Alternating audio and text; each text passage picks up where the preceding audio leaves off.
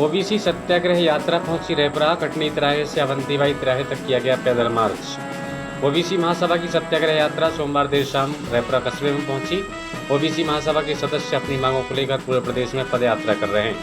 उन्होंने इसे सत्याग्रह कहा है। ओबीसी महासभा जातिगत जनगणना मंडल कमीशन लागू कराने ओबीसी वर्ग को 52% आरक्षण तथा निजी क्षेत्रों में भी ओबीसी आरक्षण की मांग की है। ओबीसी महासभा के प्रदेश कार्यकारी अध्यक्ष डॉक्टर ब्रजेंद्र यादव ने बातचीत करते हुए कहा कि यह सत्याग्रह यात्रा 25 जून को बुंदेलखंड के निवाड़ी जिले के ओरछा से शुरू हुई है, जिसे हमने सत्याग्रह नाम दिया है। हम रेपरा से कटनी के लिए प्रस्थान कर रहे हैं। इसके बाद दमोह, सागर, ग्वालियर, चंबल सहित प्रदेश के अलग अलग जिलों में पहुंचेंगे। ओबीसी महासभा का सत्याग्रह स्टार्ट हुआ है, आखिर जरूरत क्यों पड़ी ओबीसी महासभा को सत्याग्रह की? ओबीसी महासभा का स्टार्ट 25 जून 2023 को बुंदेलखंड के निवाड़ी जिले के ओरछा से यह यात्रा पद यात्रा निकली है। इसका नाम है सत्याग्रह पद यात्रा। हमारे साथ राष्ट्रीय कोर कमेटी के वैभव सिंह लोधी जी, हमारे राष्ट्रीय कमेटी में लोकेंद्र गुर्जर जी, राकेश पटेल जी, हम लोग लगातार 9 दिन से पद यात्रा को पूरे बुंदेलखंड में चला रहे हैं। और आज हम लोग पन्ना जिले के आपके रेपरा में पहुँचे हैं। हमारी कल से कटनी जिले में यात्रा है, उसके बाद दमोह, सागर में प्रथम पड़ाव का हमारा ये सत्र प्रथम पड़ाव का। उसके बाद हम ग्वालियर, चंबल और अलग अलग पूरे मध्य प्रदेश में हम आंदोलन कर रहे हैं। संख्या के अनुपात में हमारी हिस्सेदारी चाहिए। संवैधानिक अधिकार पिछड़ों को, दलितों को नहीं दिए गए हैं। उसमें हमारे महत्वपूर्ण मुद्दे हैं जातिगत जनगणना, मंडल कमीशन का जो मिशन अधूरा है वो हमें पूरा कराना है।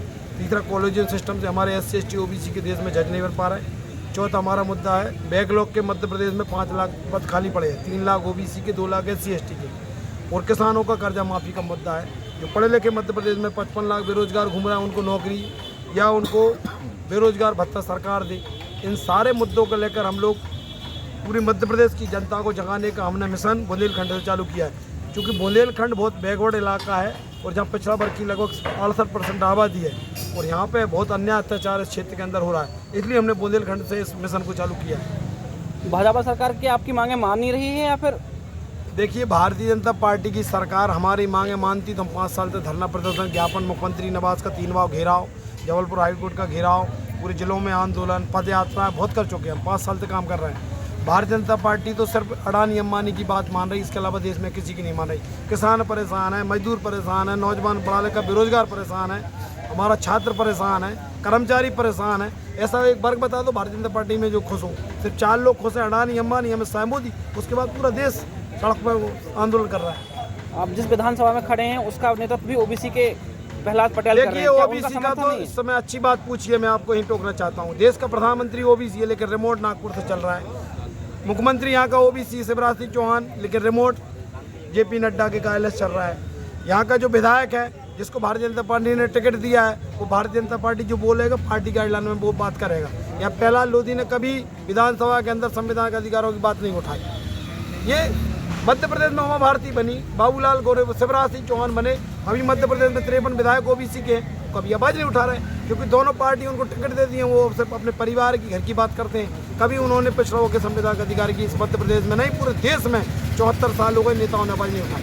क्योंकि आपके ओबीसी से निकल के लोग आप उनको आगे बढ़ा रहे हैं, वो आपका सपोर्ट नहीं कर रहे हैं। अब यही तो बात है, अगर वो हमारा सपोर्ट करते तो हम लोग आज सड़कों पर थोड़ी आंदोलन करते।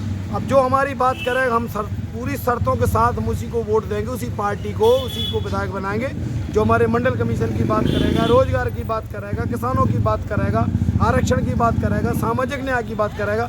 उसको विधायक और मुख्यमंत्री और देश के प्रधानमंत्री तक हम लोग बनाने के लिए ओबीसी महासभा काम करेगी। वो विधानसभा चुनाव है, उसको मौका देख के तो नहीं ओबीसी महासभा आगे? देखिए, हम लोग 5 साल से काम कर रहे हैं। आप भी मीडिया से आए हैं, आप लोग हमारी ओबीसी महासभा का संग देख रहे हैं। यहाँ पे पक्ष में पक्ष कुछ भी नहीं है। जितनी लड़ाई हमारे साथियों ने और हमारे मध्य प्रदेश के क्रांतिकारी युवाओं ने लड़ी है, जो सिर्फ ओबीसी महासभा ही पूरे मुद्दों पर लड़ाई लड़ रही है मध्य प्रदेश के अंदर। विपक्ष को वेट एंड वॉच की स्थिति में है, कुछ नहीं कर रहा विपक्ष। सारे विपक्ष की भूमिका, जितने मुद्दे उठा के हम लोग ये लेके आ रहे हैं। आपके जो मांगे हैं उनमें एक मुद्दा है कि 52% आरक्षण चाहिए ओबीसी को, पर वो तो संविधान की अवधारणा के खिलाफ जा रहा है कि 50% से ज़्यादा चला जाएगा। अभी EWS का जब इनका 10% आरक्षण लागू हुआ है, तब तो संविधान की वो जो आपने बताया, संविधान की जो गाइडलाइन है उसको उन्होंने उल्लंघन कर दिया 2019 में। सामान्य वर्ग के, आर्थिक रूप से कमजोर वर्ग, वैसे वो SC ST OBC सभी के लिए था आर्थिक रूप से, लेकिन वो सवर्ण वर्ग को 10% EDL आरक्षण लग गया। तो गाइडलाइन उन्होंने पार कर ही दी है, सीमा तोड़ ही दी है, तो हम भी अब सीमा तोड़ के हमारी मध्य प्रदेश में 52 से ज़्यादा आबादी है, देश में 65% ऊपर है। हमारे संपूर्ण संवैधानिक अधिकारी जाति की जनगणना करा के चाहिए। कार्यपालिका, विधायिका, न्यायपालिका, प्राइवेट सेक्टर प्लस बजट, इन पांचों चीज़ों में हमें हिस्सेदारी चाहिए पिछड़ों को। अगर अभी ये फिलहाल जो सरकार है आपकी मांगे नहीं मानती, या फिर जो आगे आने वाली सरकार है चुनाव के बाद वो मांगे नहीं मानती, तो आपका रास्ता क्या हुआ, कैसे करेंगे? हम लोग अगर दोनों पार्टी हमारे घोषणा पत्र में मामले शामिल नहीं करेंगी, क्योंकि भारतीय जनता पार्टी तो आरक्षण का खत्म कर रही है और हमारी जाति की जनगणना में बिहार में हो रही थी, वहाँ रोक लगाई है भारतीय जनता पार्टी ने। अब और जो राजनीतिक दल हैं तमाम, जो हमारी बात करेगा, जो हिस्सेदारी की बात करेगा, घोषणा पत्र में लिख के देगा, उसको ही हम बात करेंगे। और समय चाहिए हमें, कितने दिन में ये मुद्दे पूरे करोगे? जो नहीं करेगा तो हम तीसरा रास्ता क्या करेंगे? सारे कुशवा, कुर्मी, लोधी, कुशवा 13 में जाती है मध्य प्रदेश की दलित आदिवासियों को मिलकर तीसरा मोर्चा बनाएंगे मध्य प्रदेश के अंदर। वोट हमारी, राज तुम्हारा नहीं चलेगा। वोट हमारा, राज हमारा, यही चलेगा, यही चलेगा।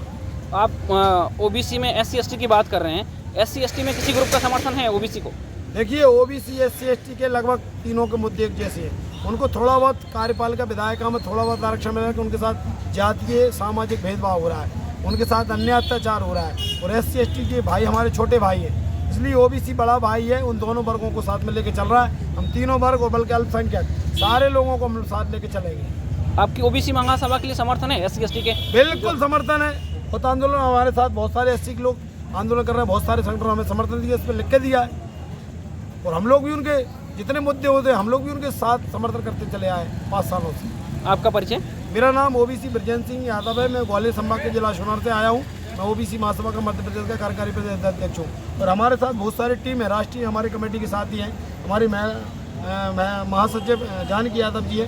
पूरा हमने पन्ना जिला 4 दिन होगा हम लोग पन्ना जिले में यात्रा निकालती है। कल से हम कटनी में एंट्री करेंगे। आज आप क्षेत्र में आएंगे। धन्यवाद। हाँ जी सर, आपका परिचय? मेरा नाम एडवोकेट वैभव सिंह है। मैं ओबीसी महासभा राष्ट्रीय कोर कमेटी का सदस्य हूँ। ओबीसी जो महासभा अभी पूरे देश में पदयात्रा या सत्याग्रह निकाल रही है, उसको आप क्या कहना चाहेंगे? देखिए, हम सत्य का आग्रह कर रहे हैं। सत्य का हमारा आग्रह ये है कि जो पिछड़ा वर्ग है, दलित है, आदिवासी है और इवन जो सवर्ण वर्ग है, जातिगत जनगणना करके इनके संपूर्ण संवैधानिक अधिकार दिए जाएं। माननीय न्यायालय कोर्ट ने किसी प्रकार की कोई अवधारणा निर्धारित नहीं की है कि 50% से ऊपर आरक्षण नहीं जा सकता। साउथ के बहुत सारे स्टेट्स हैं जहां पर 78% तक रिजर्वेशन है। अभी 10% EWS हुआ, इसका कहीं पर संविधान में उल्लेख नहीं है, पर EWS आपने कर दिया। तो उस प्रकार से लोकसभा और राज्यसभा में पिछड़ा वर्ग के संपूर्ण संवैधानिक अधिकार देके अनुसूची 9 में शामिल करके उनको पूरा जो उनका हिस्सा है पिछड़ा वर्ग का वो दिया जा सकता है। यह इस प्रकार का झूठ और प्रपंच बिल्कुल ना फैलाया जाए कि ये अवधारणा के विरुद्ध है। कहीं कोई अवधारणा नहीं है कि 50% से ऊपर नहीं जा सकता। लगभग अभी तक जो सरकारें रही हैं देश की आज़ादी के बाद, लगभग इतने साल तक सरकारें रही, उन्होंने कभी इतना ज़्यादा आरक्षण नहीं दिया है, शायद लगभग। देखिए, लगभग और शायद में तो प्रश्न आपका होना नहीं चाहिए। ST SC को कार्यपालिका, न्यायपालिका में जनसंख्या अनुसार आरक्षण है। 22.5% केंद्र में है, 36% मध्य प्रदेश में है। ओबीसी को धारा 340 में संपूर्ण संवैधानिक अधिकार मिलना चाहिए, जो कि जाति जनगणना उपरांत होने के बाद मिलेंगे। सुप्रीम कोर्ट ने, आपने भी सुना होगा, जब पंचायत का मामला कोर्ट में चल रहा था तो सुप्रीम कोर्ट ने ट्रिपल टेस्ट की बात की थी। ट्रिपल टेस्ट का मतलब है पिछड़ा वर्ग आयोग बनाइए, पहला, दूसरे चरण में गिनती करिए, तीसरे चरण में सरकार को वह अपना अनुमोदन भेजेगी पिछड़ा वर्ग आयोग कि हमारी इतनी जनसंख्या है पिछड़ा वर्ग की, उस आधार पर सरकार आरक्षण देगी या आगेदारी देगी। कार्यपालिका, न्यायपालिका, विधायिका, प्राइवेट सेक्टर और बजट। क्या आज़ादी के इतने साल बाद भी आरक्षण से ज़्यादा, इतने ज़्यादा आरक्षण की आवश्यकता है अभी भी? इसमें ज़्यादा और कम की बात ही नहीं है भाई। आज़ादी के इतने साल की जातिवाद खत्म हो गया क्या? अभी हमारा, मैं हिंडोरिया का रहने वाला हूँ। मेरे पूर्वज 1842 1857 क्रांति में लड़े हैं। पास में गांव है, लोधी राज परिवार है हमारा। आज भी उस क्षेत्र में अहिरवार समाज को, दलितों को घोड़ी पे नहीं चढ़ने दिया जाता। ये कौन रोक रहा है? मैंने खुद लगाम पकड़ के उनको घोड़ी पे चढ़ा के रसवाई करवाई। कौन रोकने वाला है? आज़ादी के इतने साल तो हो गए, अधिकार तो मिलना चाहिए, क्यों नहीं दे रहे? ठीक, धन्यवाद।